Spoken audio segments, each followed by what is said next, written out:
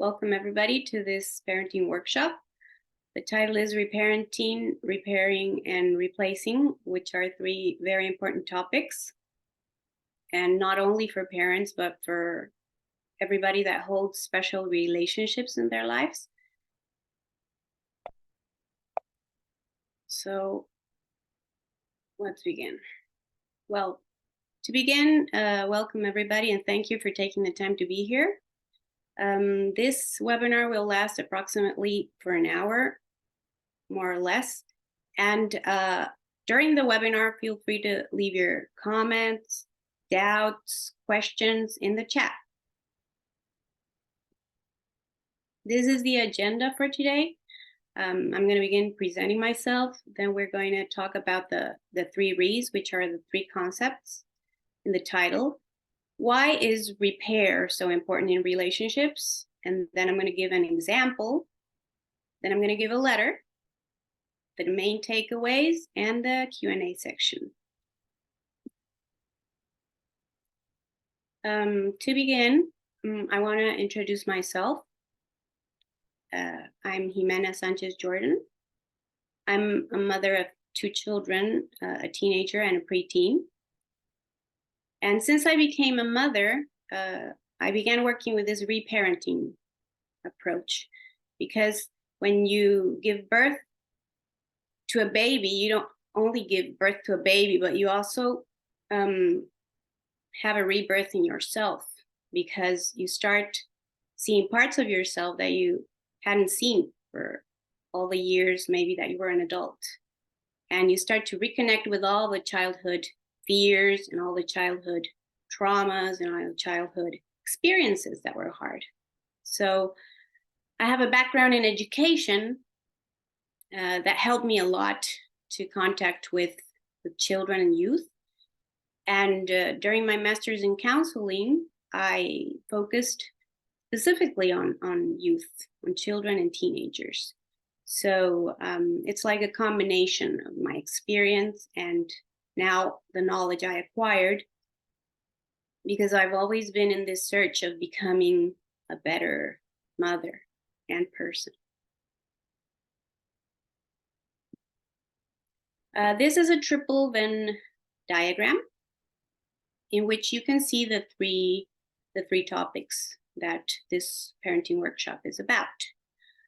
To begin, you have reparenting, which is the topic I introduced, which is being your parent, being like the wise parent that you wished for, the wise parent that you deserved, and having the opportunity of not being only a parent for your children, but for yourself, which is more important. That is why at the side, you can see that these three concepts, the three Re's, can be applied on yourself and also on your children. So at the same time, it's like you're reparenting yourself and you're reparenting your children from a different perspective. The second concept is repairing. And that is like repairing up, like reconnecting, okay? It's like we have lost the relationship, or there has been a rupture in the relationship. So we are attempting to repair this rupture.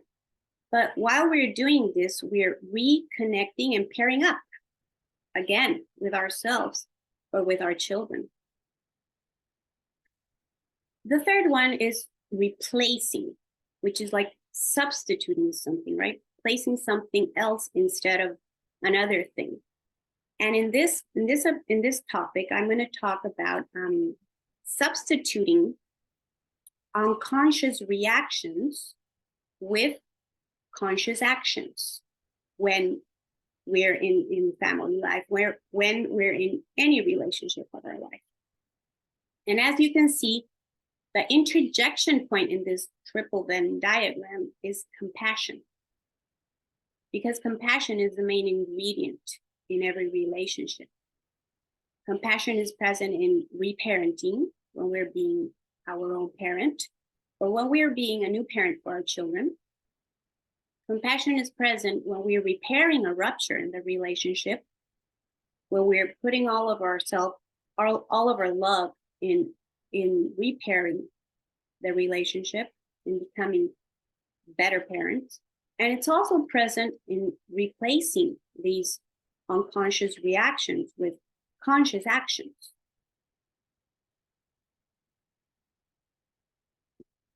Now we're going to dig into each one of these topics in a little bit more than what we did in the triple Venn diagram, which was like a big screen of them. And just a second. Okay. To begin, then, reparenting, as I explained before, is like initiating or beginning a new relationship with your inner child, with your inner teenager, with your inner infant. And that depends on in which moment of our life, in which stage of our life, we had these fears, we had these traumatic experiences, we had these memories. Okay, so it can be when we're 3 to 5, it can be when we're 10, it can be when we're 15 years old. And reparenting involves going back to that moment, like self-observing that moment and allowing all the emotions that come up with it. So as a first step, what you're going to do is you're going to focus on yourself. Okay? You're going to reparent yourself. And this, for example, happens when we have an argument with our child or with our special person, okay? Because this can be in any relationship. But let's put the example like if we have an argument with our teenager, and we start an argument, and suddenly they shout at us and they talk back. And when they talk back at us, we immediately react in an unconscious way.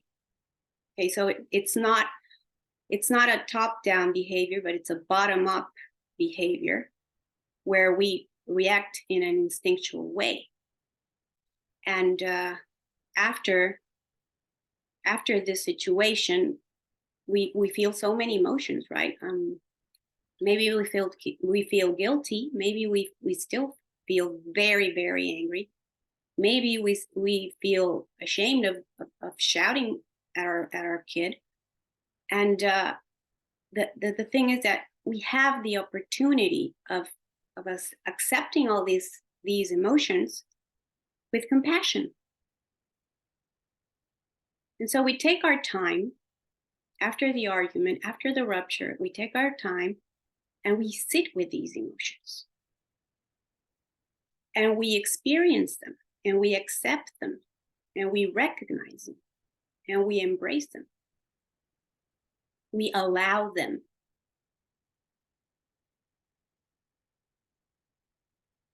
After doing this, we go back to the trigger and we say, what was the source of this reaction? What happened in me? Because the concept of reparenting is a concept that involves that all the triggers are not caused by our children. The triggers are in us, in our childhood traumas, experiences, memories, emotions, feelings, sensations. The triggers are in us. And if we sit with these emotions and we allow them with compassion, calmly, and we self-observe ourselves, we will be able to contact the source of these triggers. Go back to the moment where maybe we talked back at our parents, and this meant it was an emergency because our parents reacted in a very harsh way. And so when we are on the other side and we experienced being talked back, we detonate all these reactions, okay? Fear, the anger, the humiliation, and all the emotions. I want to show you a picture that explains this more in detail. This image has a lot of strategies, a lot of information. But mainly you can see the chair where you're going to sit. You're going to sit with that feeling. You're going to allow these emotions and you're going to calmly observe them. Because all emotions are valid. All emotions are welcome. It's not that we have good emotions and we have bad emotions. All emotions are inside of us. And maybe we do call them good and bad or negative and positive, but they're all the same. They're all emotions. They're only that. And they're only a part of us. It's not that they define us. Here you have examples, here you have examples of what you could do when you sit with that feeling. And I can see practice compassion. How would you support a friend going through this same situation? I can see let emotions exist without judgment, acknowledge them and allow them. Without judgment means without criticizing yourself, without saying, how can I feel so angry? I shouldn't feel so angry, invalidating that. You're allowed to feel angry. It's a behavior that we regulate. It's not the emotion. We can learn how to identify what we're feeling when we sit with that feeling, when we allow it. We expand our emotional literacy. Many times we don't even know what we're feeling because we don't allow ourselves to feel that way. And bring awareness to the way you speak to yourself. Because when we make mistakes, many times we start calling ourselves names. We start insulting ourselves and being harsh with ourselves. Maybe the way that we were treated when we were a child. And now, if we're going to reparent ourselves, let's change that. And let's treat ourselves with compassion and allow ourselves to make mistakes and allow ourselves to feel. Let's validate those emotions, which is another one right there at the bottom. Validate what you're feeling. It's valid for you to feel sad. It's allowed for you to feel sad, and it's all right for you to feel sad. Notice where you're feeling that emotion. In which part of my body am I feeling the emotion? In my stomach? Am I feeling it in my head? Am I feeling it, in my hands? And what physical sensations do they bring along with them? Is it like a burning sensation? Is it like I want to throw up? Am I feeling nauseous? Is it like a weight on the top of my head? What sensation am I experiencing? And this relation with the sensation can give us that time, that 2 seconds between the stimulus and the response when we're having an argument with our child. This connection between emotion and body can give us the time to choose our action. Instead of reacting in an unconscious way, we can choose our action and make it a conscious action. This connection between the emotion and the body gives us those 1 or 2 seconds between the stimulus and the response to choose our action and not react. Okay, let's continue. So now we're going into the second concept of Pay Up Today. We have covered reparenting, and now we're going into repairing. And repairing, as I said before, is like pairing up again. Pairing up. Okay, there has been a rupture, but now I'm going to pair up again, and I'm going to repair this relationship. So that's why it's focused on reconnecting and pairing up again. The first step was focus on yourself, right? That's why we saw that diagram about sitting with the feeling. The second step is accepting you are imperfect. We are all imperfect. We all make flaws. Everybody's imperfect. Everybody makes mistakes.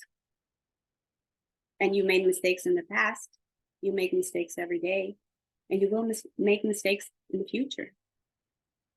And you are allowed to make mistakes. And that's why repairing is so important, because we know that we're going to make mistakes. We make them all the time. And repairing us gives us this opportunity to recover and to pair up again and to reconnect in relationship.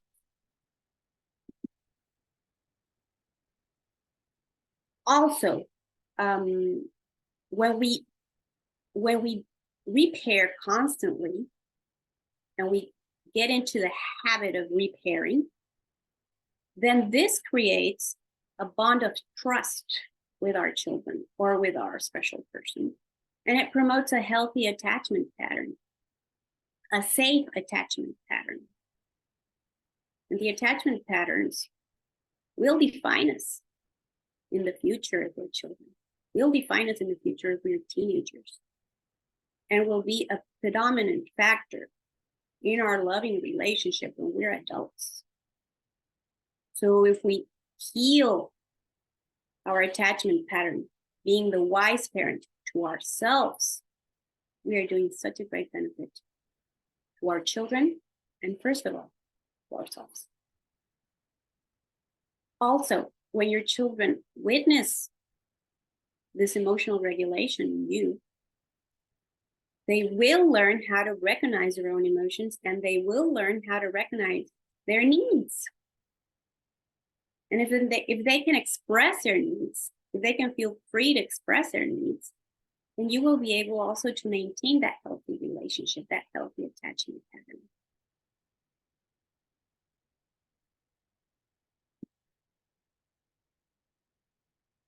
These are like the main points of repairing. And this is in case there has been a rupture. And a rupture isn't something serious. It can be the simple argument that I talked about before, where you're asking something of your child. You're asking him, for example, to pick up his clothes from the floor. You do it several times, he doesn't listen, and then he starts losing it and he shouts back at you. Okay, it can be a simple rupture like that. Like he shouts at you and you shout maybe louder. Okay. And the steps are acknowledging the impact that has been caused in the other person. I acknowledge that maybe I scared you. I acknowledge that maybe I did you harm. I acknowledge that maybe I caused you a bad moment. I made you uncomfortable. Acknowledging the impact caused in the other person. The second step is recognizing that only you are responsible for what happened. There's no excuse. You reacted. Your behavior is only your responsibility, and you're accountable for it.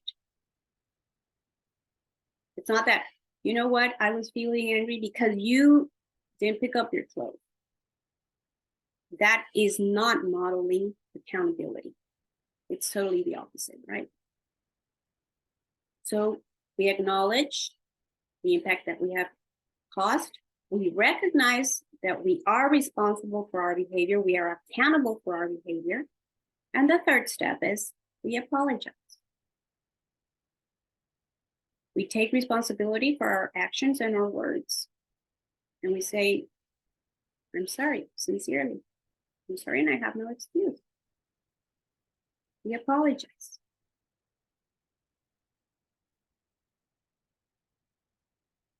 The next one is replacing. The last one is replacing also.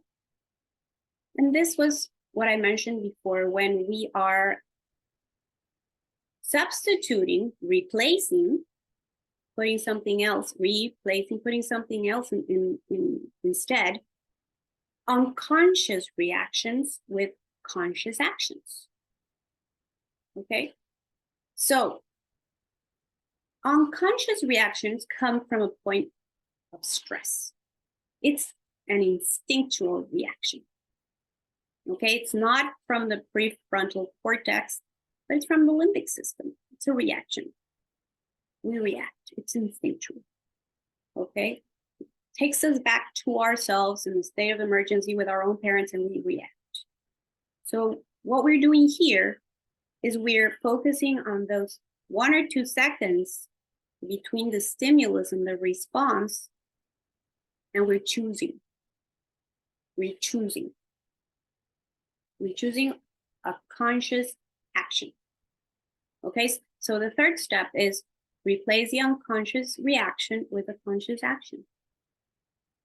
The first step was focus on yourself. The second step was allowing your emotions. And the third one is replace the unconscious reactions with conscious action. Okay?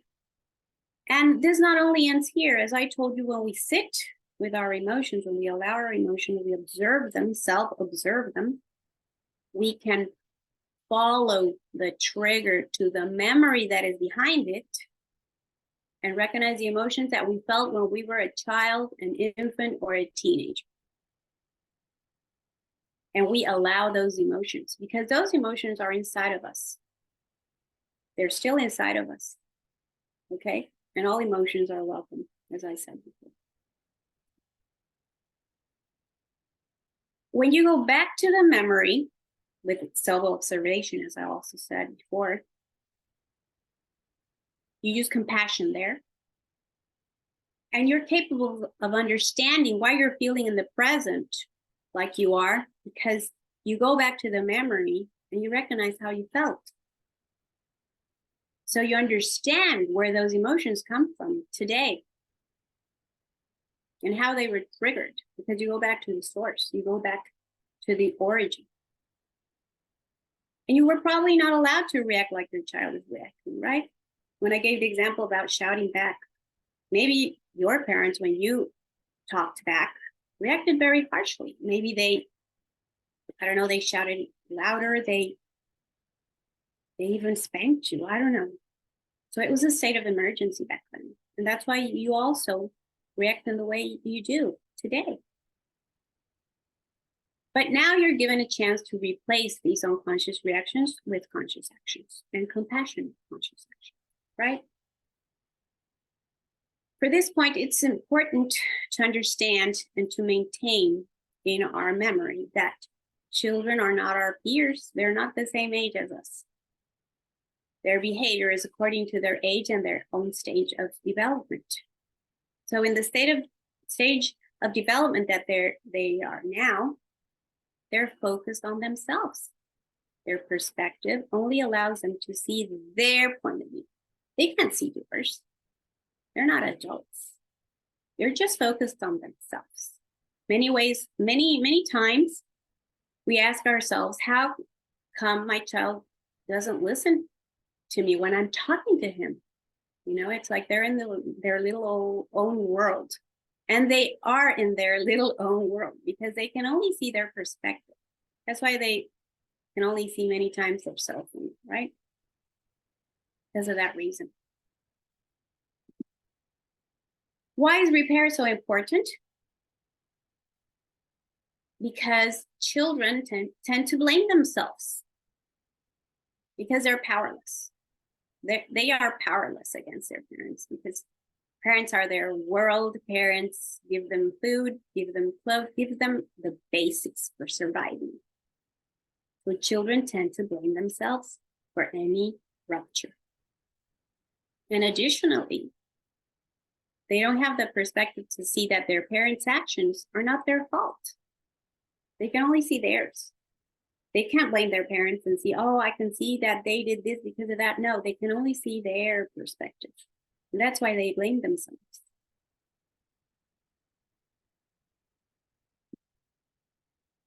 Why is repair so important? Because children are not always allowed to show their emotions. They can't show their anger and start throwing things, right? But it's valid that they're angry. The only thing that we can help them to regulate is their behavior, because they can't handle their emotions yet. They're in the stage where they're learning to process, to recognize, and to manage them. They're allowed to have the behavior that they have, but we are teaching them to regulate these emotions, right? And their behavior, because all emotions are valid. All emotions, they're allowed to feel angry, they're allowed to feel sad, they're allowed to cry, they're allowed, but the behavior is what we're teaching them to manage. And with our example, right? If we can manage our emotions at the age that we are now, imagine them. And the second part of this little paragraph is that many times, if they are allowed to show their emotions, or to speak about them, or to, I don't know, express them, they're not validated. And if they're not validated, they can't heal and move on. So if I show that I'm sad and I start crying, and you're allowing me to cry, but you leave me in the corner by myself and I'm crying for hours, nobody has validated my sadness. Nobody said, you know what, it's all right to feel sad and it's all right to cry. And it's understandable that you're crying because it was sad that this happened. It's sad that you lost your cell phone, or it's sad that your friend didn't talk to you at school. The second paragraph says, when children repress their true feelings, they remain unresolved and often not even identified. So that's repressing. That's when they're not allowed to show their emotions. And since they're not allowed to show them, they repress them. And obviously these emotions come out in some stage of their lives. And that is why so many adults have emotional dysregulation and have emotional and interpersonal issues. Because these repressed emotions follow us into the future until we're parents and we see them again. Okay, an example of rupture, typical example of a teenager, and here's a messy room. Let's say you're cleaning the house on a weekend and you obviously notice that your teenager's room is a mess. And you tell them to pick up their clothes from the floor because you're going to do the laundry, or you ask them to do the laundry, and they don't listen, right? It's like nobody spoke. And then you do it for a second time. You go into the room, you tell them to pick up clothes, and they don't listen again. It's like they're ignoring you, but the thing is that they don't even listen to it. And so the third time you go in and maybe you threaten them if they're using their cell phone, and you tell them that you're going to take them away. Or maybe you shout at them because you just lost your grip.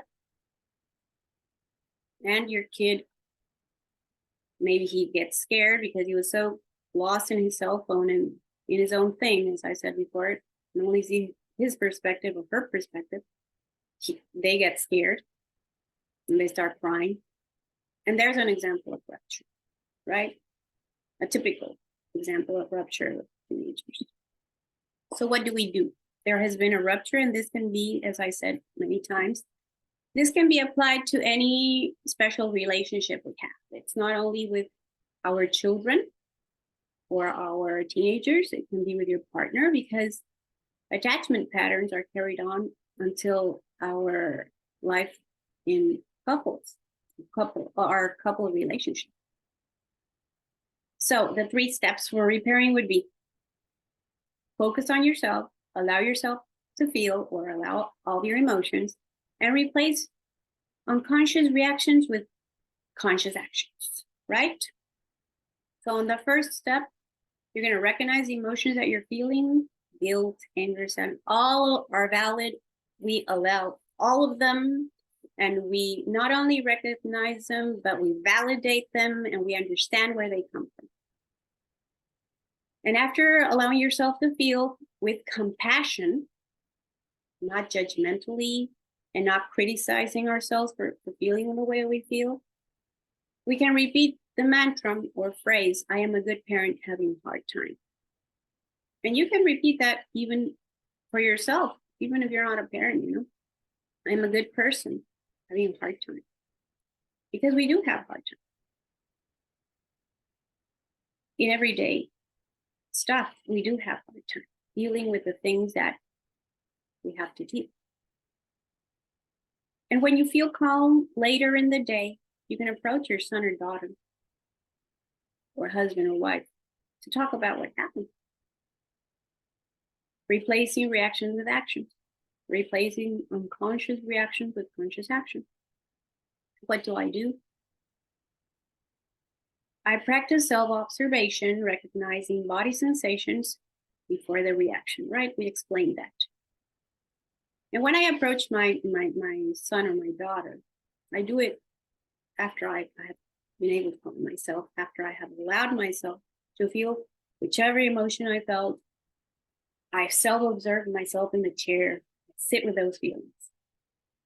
And I can go and talk with my son or daughter. And after I have talked with my son or daughter, which there's an example later, I can also chat about the responsibilities at home and tell him that he is supposed to pick up his laundry or wash it up. He is responsible for that, as I am responsible for other things at home, right? That he's expected to do it without a reminder.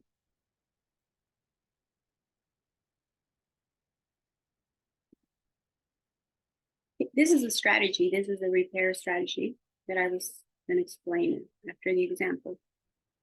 And it has the same steps that I have been talking about before. The first thing is we acknowledge there has been a rupture or disconnection in the relationship. Okay. I shouted at you. I talked in a harsh way, whichever was the rupture. Then we recognize the behavior that caused the rupture with compassion for ourselves. Okay. I shouted. The behavior that caused the rupture was that I shouted. The behavior that caused the rupture was that I took away his cell phone. And I talk about it with compassion because I accept that I'm not perfect. I accept that I do make mistakes most of the time. And I have in my mind that my behavior doesn't define me. It doesn't make me a bad person or a bad parent. And I can always repair where the rupture is. And you offer your child an apology for your behavior. And you acknowledge the impact that you caused and the way that your child might have felt. Reassuring that it is your responsibility and that's not their fault in any way. Through these steps, we are modeling emotional regulation and accountability for our own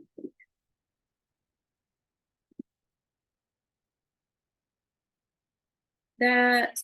The steps for repairing are, as I said before, allowing yourself to feel, acknowledging the rupture, taking responsibility for your behavior, offering the apology, and modeling emotional regulation and accountability. This is a letter that I was mentioning at the beginning, and it's a letter that we can use for any special relationship in our life, not only for our son or for our daughter. And I'm going to read it out so that you can just listen to it, and maybe you can imagine sending it to your children, or imagine receiving it from your parent. And it goes like this: Dear, your name or the name of your child. I'm writing this letter because I want to apologize for any moment that I didn't treat you with the love and respect that you deserve. I am sorry if I hurt you or failed you in any way. Sometimes I am feeling emotional as a result of stress in my life, but that is my responsibility and not your fault. I want to thank you for being my son, my daughter, and I want to tell you that I feel privileged to be your mother or father. I do my best, and I will continue to do so as I am a work in progress. I love you always, Mom or Dad. The main takeaways for today are the 3 topics that made up this webinar. Reparenting, and what's important about it is that it's focused on yourself and your children at the same time. Most importantly for yourself, because if you do it with yourself first, you will do it automatically with your children or with your couple. It is a new way to parent you and your children. Repairing makes a huge difference in the lives of our children, protecting them from feeling rejected, lonely, and not loved. And we know that if a child feels rejected, if a child feels lonely, and if a child feels not loved, these emotions will be carried on into adult life. And they will maybe create issues in their emotional well-being and in their social well-being. So it's very important to repair, because we all make mistakes. There are no perfect parents. There are no perfect people. And the third one is replacing is implementing a new behavior in your daily dynamics. You replace unconscious reactions with conscious actions through self-observation. And the more you implement this strategy, the more used you will get to act in that way. It won't be a reaction anymore, it will be an action. These are the references because I used these authors for the webinar. They're excellent books, the three of them.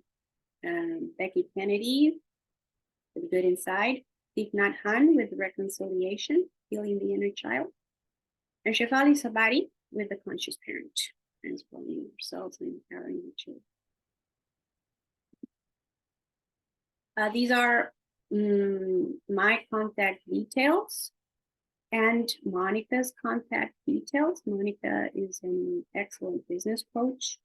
She has supported me with this webinar and supported me with in all the ways that are possible. And well, that would be the end of the presentation. And feel free to, I don't know if there are any questions in the chat, or feel free to make any questions, comments, manifest your doubts.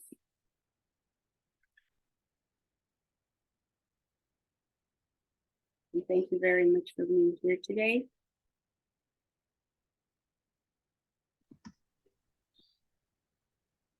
I just would like to recognize and acknowledge your work, Jimena, today. And very proud of how you've done. And I just wanted to acknowledge in front of your group and thank you for opening your heart and sharing all your knowledge today for free with us. And really, I really proud of what you've done, and I really appreciate this work. And I really hope that this information somehow have made you think or feel something inside, and you can start asking questions about how does this work, how can I implement this, how does this mean, at least start being curious and having another way of looking at how relationships work with yourself and others. And I really encourage you, if you have a question, a comment, we are here today in this free and this safe space so we can share or comment or say whatever you want to say. And I believe that Jimena is going to appreciate that. So don't be shy. If you really want to share something, if you don't, that's okay as well. And also, I just would like to add from everything that Jimena has said today, that this is an invitation for us as adults to start working on ourselves more, especially when we are parents. These things are going to start happening more often when our kids start growing up. Those triggers are going to start happening more often. And when that happen, then it's important for us to have that level of awareness of what is the situation showing me today? Why is this thing that my kids say to me trigger me on this way? Why am I feeling so angry? Why am I feeling this way? And as Jimena said, our kids are behaving depending on the level of depending on the age they are, and depending on the developing age of the brain. So it's not taking that situation personally. They not necessarily are doing that against you. If they're not doing that just because they want to make you feel miserable or angry.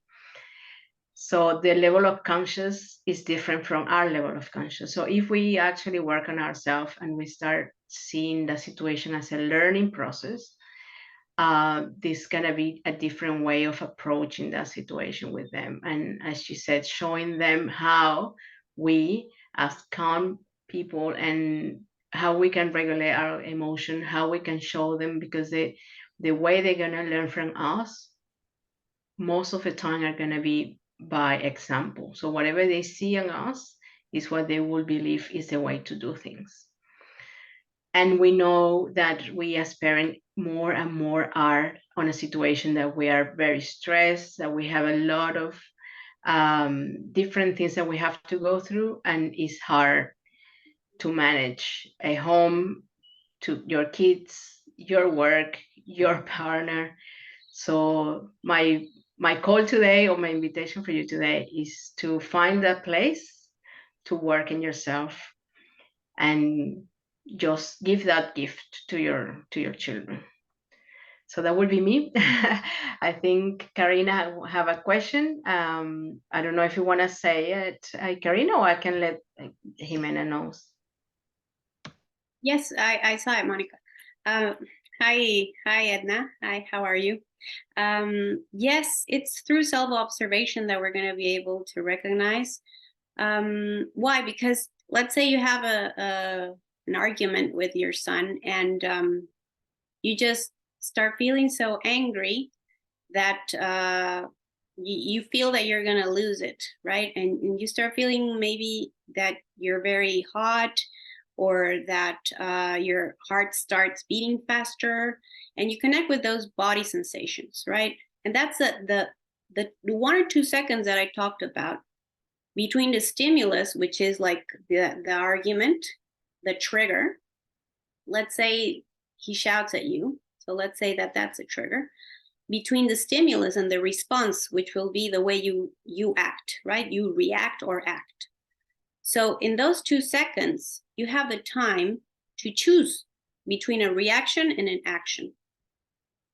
So you're going to recognize the trigger because how you're feeling, especially in your body, right? Because you're going to start, as I said, if you're feeling angry, you're going to start feeling the heat rise up, or you're going to start feeling I don't know, maybe you're going to lose control. Your hands are in a fist, or you're going to clench your jaw. But you're gonna recognize, right, after the trigger, after the argument, or when he talks back.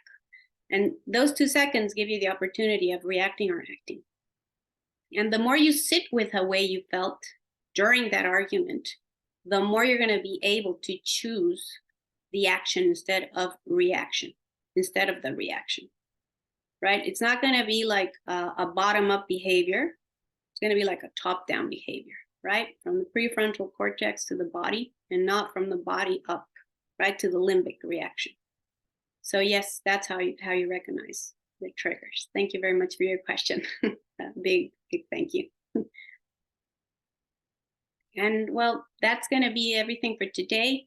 Really, thank you for being here, everybody.